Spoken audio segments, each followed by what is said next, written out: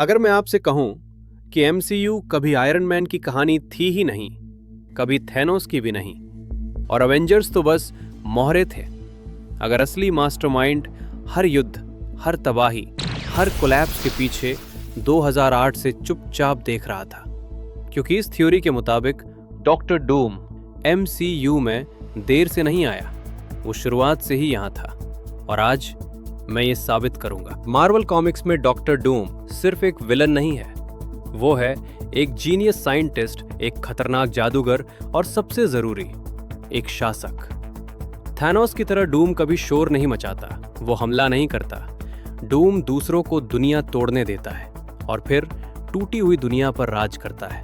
और एमसीयू का pattern phase 1 से बिल्कुल यही रहा है। चलो वापस चलते हैं आयरन मैन 2008 में। टोनी स्टार्क के हथियार सिर्फ आतंकवादियों तक नहीं पहुंचते, वो पूरी दुनिया को डिस्टेबलाइज करते हैं। कॉमिक्स में डूम क्या करता है? एडवांस टेक्नोलॉजी चुराता है, दुश्मनों की टेक को अपग्रेड करता है और केओस फैलने देता है। तो सवाल ये है, स्टार्क हथियारों से सबसे ज्यादा फायदा किसे हुआ? टोनी को नहीं, आतंकवादियों को नहीं, बल्कि एक छुपा हुआ देश जो देख रहा था, सीख रहा था। लटवेरिया, एक ऐसा देश जो एमसीयू के मैप पर दिखता ही नहीं या फिर जानबूझकर छुपाया गया है। द एवेंजर्स में लोकी न्यूयॉर्क पर हमला करता है, लेकिन ध्यान दीजिए, ये हमला दुनिया खत्म नहीं करता, अर्थ को जीतता भी नहीं, बल्कि ये करता है कुछ और ही खतरनाक। ये दिखाता है अर्थ के सबसे ताकतवर हीरो, उनकी ताकत, उनकी कमजोरियां, उनका रिस्पॉन्स टाइम। कॉमिक्स में डूम अक्सर गॉड्स और कॉस्मिक बीइंग्स को मैनिपुलेट करता है, सिर्फ अपने दुश्मनों को टेस्ट करने के लिए।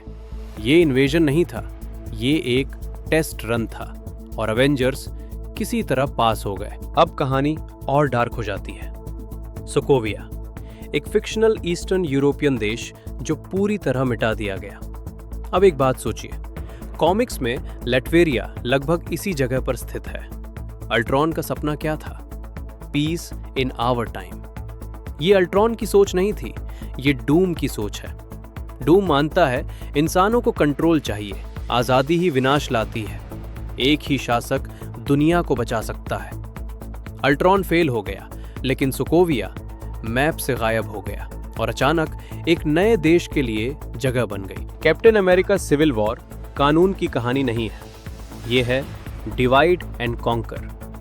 कॉमिक्स में डूम का सबसे बड़ा हथियार क्या है? एकजुट हीरोज से कभी मत लड़ो। सिविल वॉर के बाद अवेंजर्स टूट जाते हैं, भरोसा खत्म, टीम वर्क खत्म, अर्थ बिना रक्षा के, और तभी असली तबाही आती है। सबसे बड़ा ट्विस्ट यही है, थैनोस एंड गेम नहीं था, वो सिर्फ एक एग्जीक्यूशनर था। थैनोस आधी यूनिवर्स मिटा देता है, लेकिन राज नहीं करता, वो रिटायर हो जाता है। कॉमिक्स में डूम हमेशा ऐसा ही करता है, दूसरों से गंदा काम करवाता है।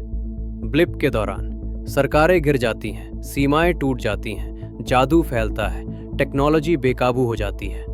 एक शासक के लिए परफेक्ट माहौल। एंड गेम के बाद देखिए, टोनी स्टार्क मर चुका है, एंशिएंट वन चली गई, अवेंजर्स बिखर चुके हैं, इन्फिनिटी स्टोन्स नष्ट हो चुके हैं, लेकिन ज्ञान अभी भी मौजूद है। और मार्वल में सिर्फ एक ही किरदार है जो साइंस प्लस मैजिक दोनों जानता है, टाइम और रियलिटी समझता है, पहले भी दुनिया पर राज कर चुका है। थैनोस ने यूनिवर्स तोड़ा, डूम ने सीखा उसे कैसे कंट्रोल करना है। अब हम मल्टीवर्स सागा में हैं, टाइमलाइंस टूट रही हैं, रियलिटीज टकरा रही हैं, यूनिवर्सेस खत्म हो रहे हैं। कॉमिक्स में इस केओस को कौन संभालता है? डॉक्टर डूम।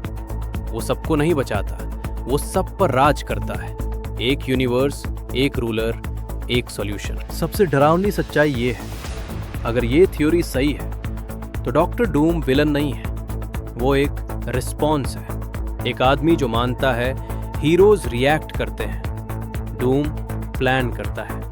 और जब डूम्सडे आएगा, वो कॉन्करर बनकर नहीं आएगा, वो आएगा एक सेवियर बनकर। थैनोस इनएविटेबल था, डॉक्टर डूम इंटेंशनल था।